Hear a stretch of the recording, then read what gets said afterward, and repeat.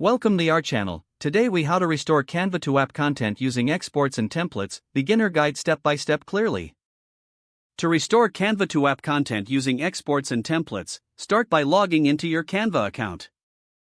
Navigate to the All Your Design section on the home page.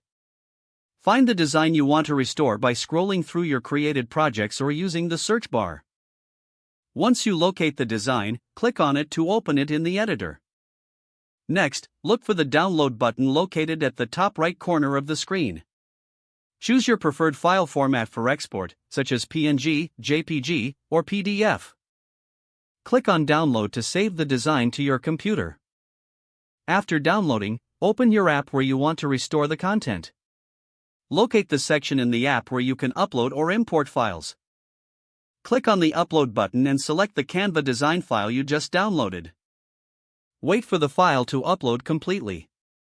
Once the upload is finished, the design will appear in your app.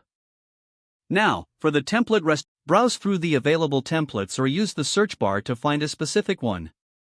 Click on a template you like to open it. Customize the template as needed to fit your desired content. When satisfied, again click on the Download button to save it. Repeat the upload process in your app for the newly created template file. After everything is uploaded, check your app to ensure all content appears correctly. Make any necessary adjustments within the app for best results. And that's how you can restore Canva-to-App content using exports and templates. If the page does not load, refresh the browser or try again in a private or incognito window. Make sure you are using the correct email address, then retype it carefully to avoid small typos. If your password is not accepted, use the reset option and create a new strong password you can remember. Check your spam folder for verification or security emails, then complete any requested confirmation steps. Enable two-factor authentication if available to improve account security and reduce unauthorized access risk.